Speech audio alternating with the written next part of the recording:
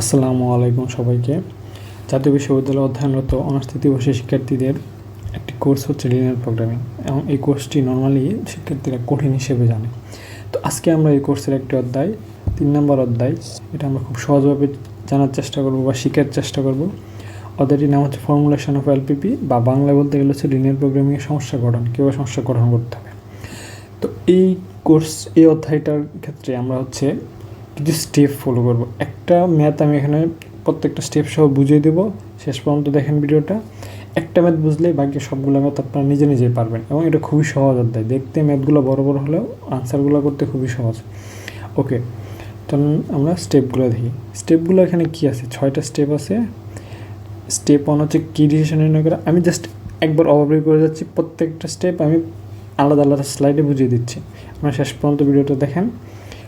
ওকে, শেষ পর্যন্ত না দেখলে বুঝতে পারবেন না, হ্যাঁ। কোনো একটা স্টেপ মিস গেলে ওটা আর বোঝা যাবে না, ঠিক আছে।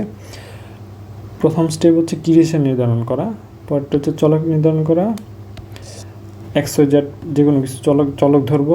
স্টেপ 3 হচ্ছে চলকগুলোকে শূন্য থেকে বড় শর্ত প্রয়োগ করবো। স্টেপ 4 হচ্ছে অবজেক্টিভ ফাংশনে প্রকাশ করা। আমার এখানে যে ডাকটা দেওয়া আছে ওটা হচ্ছে কি, যে আনসারটা চাইছে লাভ করতে হবে বা গতি হবে যেটা, ওটা হচ্ছে আমি কি একটা নির্দিষ্ট সমীকরণে প্রকাশ করতে হবে। এবার হচ্ছে সীমা শর্ত, আমাকে কিছু শর্ত দেওয়া থাকবে, শর্তের মাধ্যমে হচ্ছে এই যে এই এলপিপিটা গঠন করতে হয়, এগুলো হচ্ছে কি আমার সমীকরণে প্রকাশ করতে হবে। এরপর হচ্ছে লাস্ট স্টেপ এলপি আকারে গঠন হবে। ওকে, এখন চলুন প্রত্যেকটা স্টেপ আমরা আলাদা আলাদাভাবে জানার চেষ্টা করি। এখন এখানে আমার একটা ম্যাথ নিছি আমি, সেটা হচ্ছে উদাহরণ 1 বইয়ের। ওকে, আমরা চলেন স্টেপ 1 কি ডিসিশন নির্ধারণ করে। এখন এই আগে আমরা হচ্ছে ডাকটা ভালোভাবে পড়ার চেষ্টা করি। এখানে কি বলছে আমার ডাকটা, যে একটি ফার্ম, মানে কোনো একটা ফার্ম হতে পারে, কোনো উৎপাদন কিছু কোনো পণ্য উৎপাদনকারী ফার্ম হতে পারে। ABC 3 প্রকার দ্রব্য উৎপাদন করে, 3টা দেওয়া আছে। ABC 3 প্রকার দ্রব্য উৎপাদন করে বা প্রোডাক্ট উৎপাদন করে। প্রত্যেক দ্রব্যের লাভ যথাক্রমে 3 টাকা, 2 টাকা, 4 টাকা। খেয়াল করেন, এর হচ্ছে 3 টাকা, বির হচ্ছে 2 টাকা, সির হচ্ছে 4 টাকা। এভাবে বলছে যে ফার্মের 2টি মেশিন আছে। তো আমার এই যে প্রোডাক্টগুলো তৈরি করতে আছে, অবশ্যই কোন মেশিন লাগবে। তো এই ফার্মের মধ্যে হচ্ছে কি আমার 2টা মেশিন আছে। নিম্নে প্রত্যেকটি মেশিনের প্রতি একক দ্রব্য তৈরির প্রয়োজনীয় সময় মিনিটে প্রদত্ত হলো। এখানে আমার একটা বক্স দেওয়া আছে, বক্সে আমার যে দ্রব্যগুলো তৈরি হয়, তৈরিগুলোর ক্ষেত্রে আমার মেশিনে কত মিনিট সময় লাগে, এটা হচ্ছে কি বক্স আকারে দেওয়া আছে। তো বক্স আকারে দেওয়া থাকলে খেয়াল করেন, এখানে আমার মেশিন দেওয়া হচ্ছে M1 M2, আর দ্রব্য বা প্রোডাক্ট ABC। এমনের ক্ষেত্রে লাগে হচ্ছে 4 মিনিট, 3 মিনিট, সি এর ক্ষেত্রে হচ্ছে 5 মিনিট। M2 মেশিনে এ লাগে 2 মিনিট, বি লাগে 2 মিনিট, সি লাগে 4 মিনিট। এখন এখানে একটা জিনিস খেয়াল করুন, মোট যন্ত্র মিনিট, মানে আমার এই মেশিনটা সর্বোচ্চ কত মিনিট কাজ করতে পারবে। এটা হচ্ছে 2000 মিনিট কাজ করতে পারবে, এটা হচ্ছে 2500 মিনিট কাজ করতে পারবে। এখন নিচে আসেন, যে ফার্ম ABC দ্রব্য কমপক্ষে 100, 200 ও 50 একক তৈরি করবে। তবে এক পর্যন্ত একটু আগে আমরা দেখি কি বলছে, যে ফার্মের যে 3 ধরনের প্রোডাক্ট আমরা বললাম যে উৎপাদন হয়, এই উৎপাদন ক্ষেত্রে আমাদের শর্ত জুড়ে দিছে যে কমপক্ষে 100, মানে মিনিমাম 100, ম্যাক্সিমাম যে কোনো কিছু হতে পারে, 1000 হতে পারে, 1 লক্ষ হতে পারে, 2 লক্ষ হতে পারে, যে কোনো কিছু হতে পারে। এ দ্রব্য হচ্ছে 100, বি দ্রব্য হচ্ছে 200, সি দ্রব্য হচ্ছে কি 50 একক তৈরি করবে। তবে এ দ্রব্য 150 এককের বেশি তৈরি করবে না। এখন দেন এ দ্রব্যতে মিনিমাম বলছে 100, তার মানে মিনিমাম 100, এবং এখানে বলছে যে 150 এককের বেশি তৈরি করবে না। তার মানে হচ্ছে কি এর দ্রব্যের ক্ষেত্রে আমার একটা লিমিট দিয়ে রাখছে, যে 100 থেকে 150-এর মধ্যে থাকতে হবে। আর বি আর সি এর ক্ষেত্রে কোনো লিমিট নাই, মিনিমাম 200, এর উপরে যা খুশি উৎপন্ন করতে পারে। এখন লাস্টে দেখেন কি চাইছে, যে ফার্ম সর্বোচ্চ লাভ করতে চায়, এর জন্য একটি লিনিয়ার প্রোগ্রাম তৈরি করে। এই যে এটা হচ্ছে আমাদের মেন জায়গাটা। কি ডিসিশনটা আমার এখানে কী নিতে হবে, তাহলে দেখেন এখানে আমার কি ডিসিশনটা হচ্ছে, যে এই যে লাস্টে বলছে ফার্ম সর্বোচ্চ লাভ করতে চাই, এর জন্য লিনিয়ার প্রোগ্রাম তৈরি করে। লিনিয়ার প্রোগ্রাম তৈরি করতে আমার কী করতে চাইছে, ফার্ম সর্বোচ্চ লাভ করতে চাইছে। তো লাভ করতে চাইলে এখানে তার মানে কি, আমার এখানে কোন দ্রব্য বা কোন প্রোডাক্টটা কত একক তৈরি করলে লাভটা বেশি হবে, এটা নির্ণয় করার জন্য কি আমার একটা এলপিপি তৈরি করতে হবে বা লিনিয়ার প্রোগ্রাম তৈরি করতে। তাহলে আমার এটা আনসারটা কি দাঁড়ায়, এটার আমার আনসারটা দাঁড়ায় হচ্ছে যে কোন দ্রব্য কত একক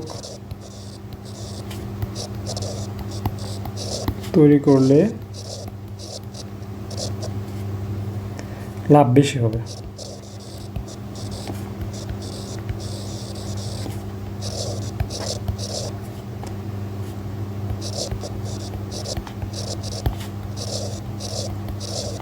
নির্ণয় করার জন্য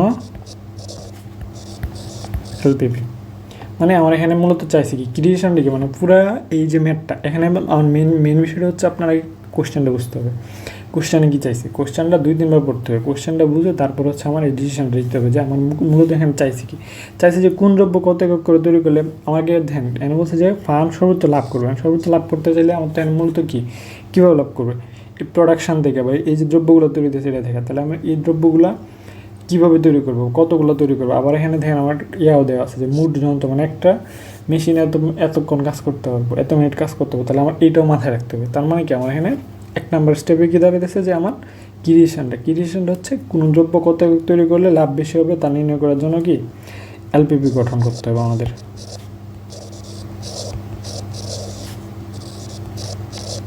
ওকে, এখন আসেন পরের স্টেপে যাই। তাহলে স্টেপ 2তে বলছে চলক নির্ধারণ। এখন আমি এই যে প্রোডাক্টগুলো দেওয়া আছে, দ্রব্যগুলো দেওয়া আছে ABC, এগুলো আমরা হচ্ছে ABC যেভাবে দেওয়া আছে এভাবে না, আমরা আমাদের মতো করে অন্য একটা এককে নিয়ে চলকে নিয়ে হচ্ছে আমরা প্রকাশ করব। এক্ষেত্রে আমরা কি করতে হবে, x1 ধরি, x2 ধরি, x3 ধরি। তাহলে এখানে ধরবো যে হচ্ছে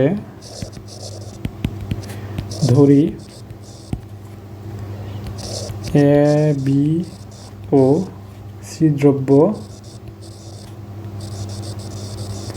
যথাক্রমে x1, x2, x3 একক। মানে আমরা যে ছোটোবেলায় যেরকম পড়তাম না যে অজানা রাশি দেওয়া থাকলে আমরা x ধরতাম, ধরে এই ক্লাস 8-9 অঙ্কগুলোতে এরকমভাবে আমরা হচ্ছে ABC, এটা হচ্ছে আমরা তো জানি না কত তৈরি হবে, এই জন্য আমরা হচ্ছে x ধরে নিয়েছি যে এর ক্ষেত্রে x1, বির ক্ষেত্রে x2, সির ক্ষেত্রে x3 একক তৈরি করলে লাভ বেশি হবে।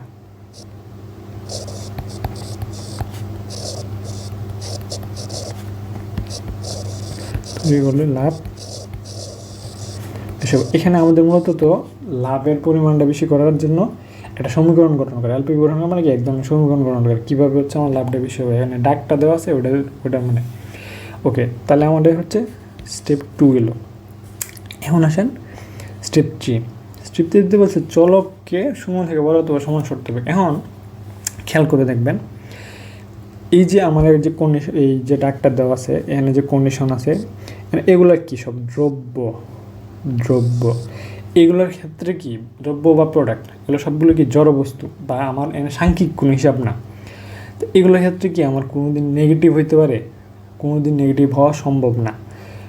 তাইলে এই নেগেটিভ হওয়া সম্ভব না। প্রোডাক্ট কি মাইনাস হতে পারে, মাইনাস হতে পারে না। প্রোডাক্ট এখানে কি প্রোডাকশন হইতেছে মানে কি প্লাস হইতেছে। এখানে আমার যে দ্রব্য আসতেছে, নতুন নতুন দ্রব্য উৎপন্ন হইতেছে, এটার সাংখ্যিক মান তো কখনো নেগেটিভ হইতে পারে না।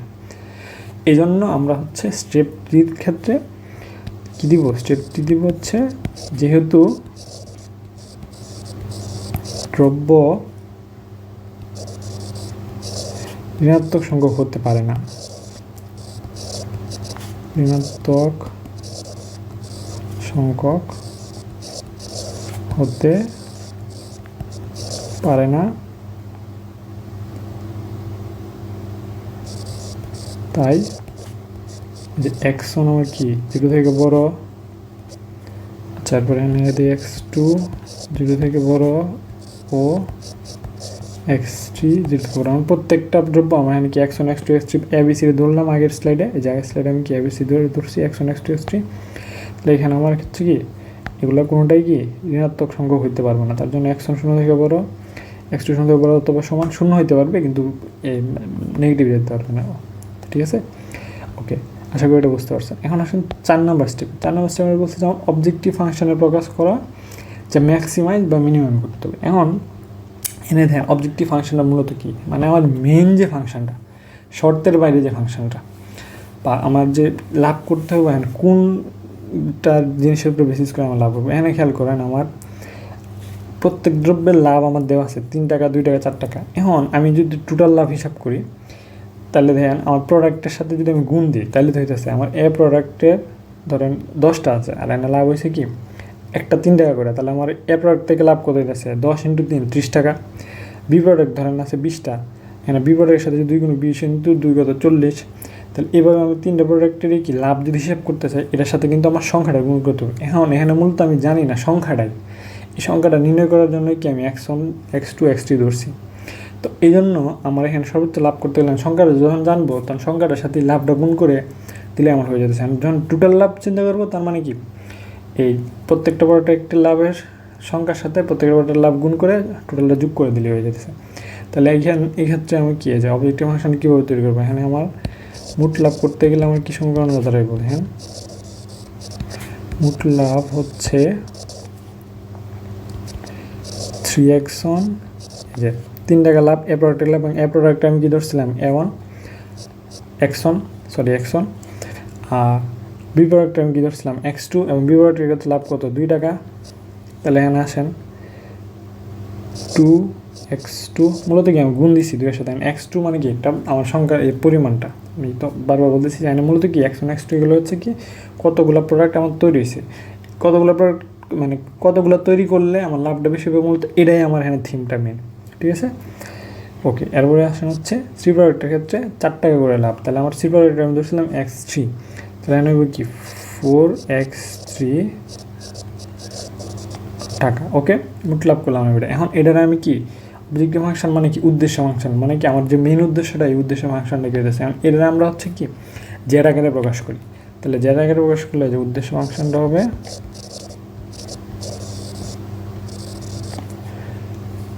উদ্দেশ্য ফাংশন,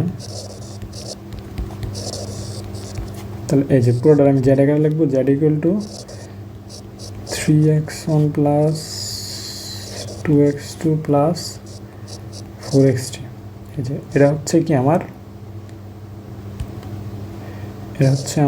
মেন ফাংশন বা উদ্দেশ্য ফাংশন, মানে আমি মূলত কি লাভ বের করবো, তো লাভটা আমি কোন ফাংশন থেকে বের করবো এটা হচ্ছে আমার মেন ফাংশনটা। অন্যগুলো হচ্ছে আমার কি শর্ত দেওয়া থাকবে যে এই শর্তে এটা বার করবো, তা মেন ফাংশন হচ্ছে আমার এটা। এটার কী করতে হবে আমার আমার বলছে যে লাভটা সর্বোচ্চ করতে হবে, সর্বনিম্ন না কিন্তু সর্বোচ্চ করতে হবে, আমার বইলে দিছে এই যে তার মানে প্রকাশ করা যা ম্যাক্সিমাম বা মিনিমাম করতে হবে। তাহলে যেহেতু আমার বইলে দিছে তাহলে আমার পরে এটা লিখে দিতে হবে, এটা কী লিখবো যে যা সর্বোচ্চকরণ করতে হবে।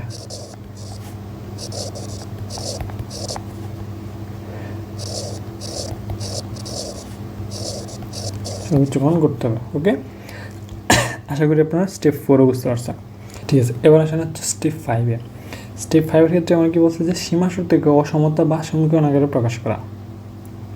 এখন দেখেন এই যে আমি তো একটা উদ্দেশ্য ফাংশন বের করছি Z equal to 3x1 plus 2x2 plus 4x3, এটা হচ্ছে কি আমার মেইন ফাংশন বা উদ্দেশ্য ফাংশন। এটার মাধ্যমে হচ্ছে আমি কি টোটাল লাভটা হিসাবে করি। এখন এর সাথে কিন্তু আমার অনেকগুলো শর্ত দিয়ে দিচ্ছে, যে ডাকের মধ্যে খেয়াল করে দেখেন যে এই যে এর ক্ষেত্রে হচ্ছে সর্বনিম্ন 100 সর্বোচ্চ 150, বির ক্ষেত্রে সর্বনিম্ন 200, এবং মেশিনের ক্ষেত্রে আমার দেওয়া আছে হচ্ছে সর্বোচ্চ 2000 মিনিট কাজ করতে পারবে, এমপ্লয়ের ক্ষেত্রে দেওয়া আছে হচ্ছে 2500 মিনিট। এই শর্তগুলো মাইনেই কিন্তু আমার টোটাল উৎপাদনগুলো করতে হবে। এই শর্তগুলোর জন্য আমার কি একটা নির্দিষ্ট সমীকরণ আকারে নিয়ে প্রকাশ করতে হবে, অসমতা বলি বা সমীকরণ যেটাই বলো, এই সীমাগুলো বা নির্দিষ্ট যে শর্তগুলো দেওয়া আছে এটা নিয়ে হচ্ছে আমার একটা সমীকরণ তৈরি করতে হবে।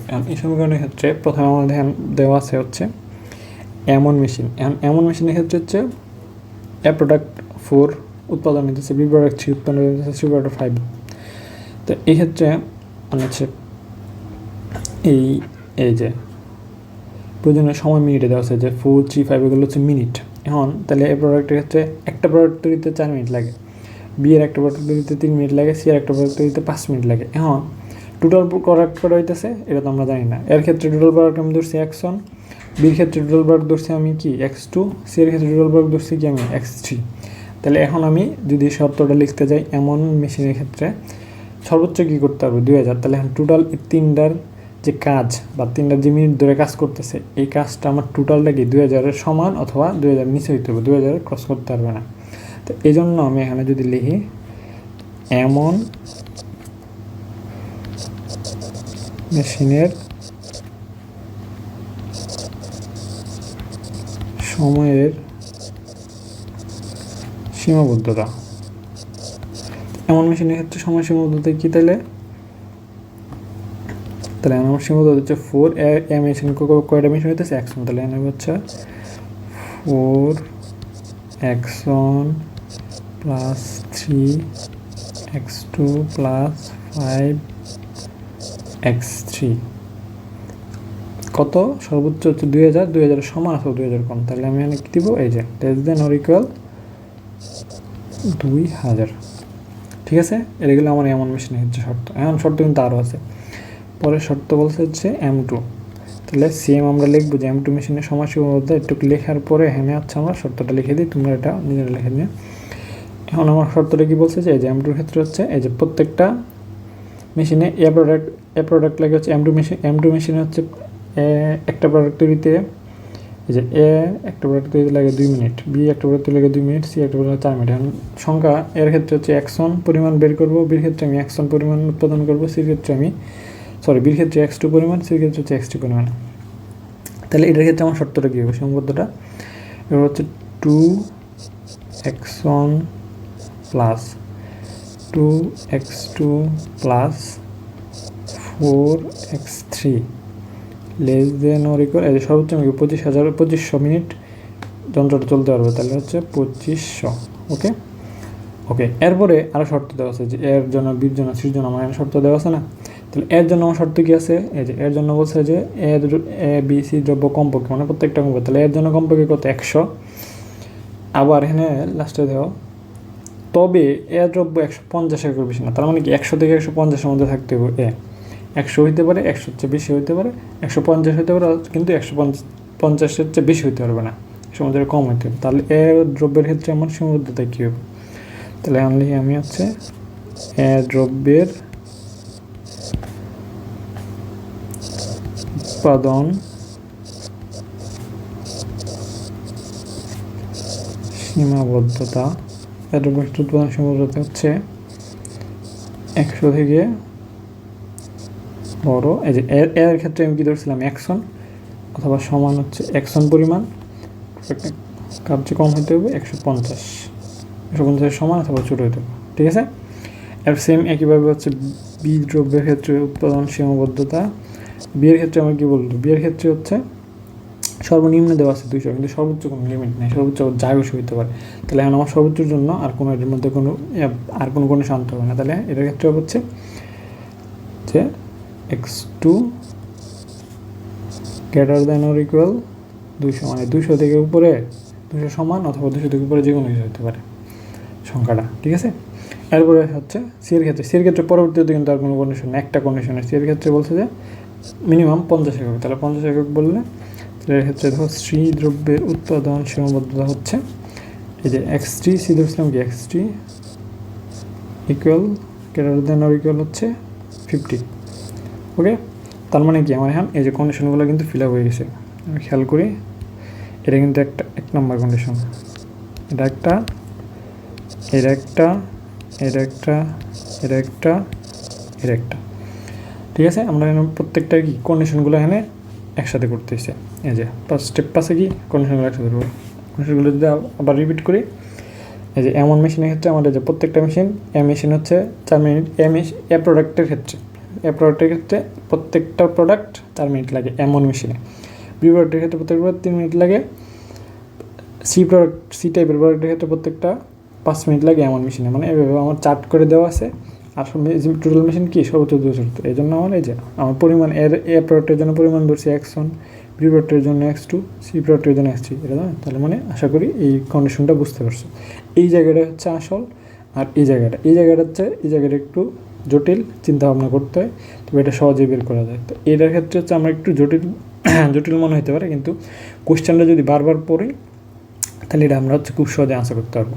ওকে, এখন পুরো বিষয়টা যদি আমরা সাম আপ করে আছে, স্টেপ 6 এলবিপি আকারের গঠন। এলবিপি আকারটা কীরকম, যে আমরা এলবিপি আকারের ক্ষেত্রে কী করব, প্রথমে আমরা যে পাইছিলাম যে অবজেক্টিভ ফাংশন কি, এই যে সর্বোচ্চকরণ করা জেড ইকুয়াল রয়েছে এটা। তাহলে আমরা হচ্ছে লিখবো যে সর্বোচ্চকরণ, এই যে জেড ইকুয়াল হচ্ছে এটা এলবিবি গঠনকারীর ক্ষেত্রে লিখব হচ্ছে সর্বোচ্চকরণ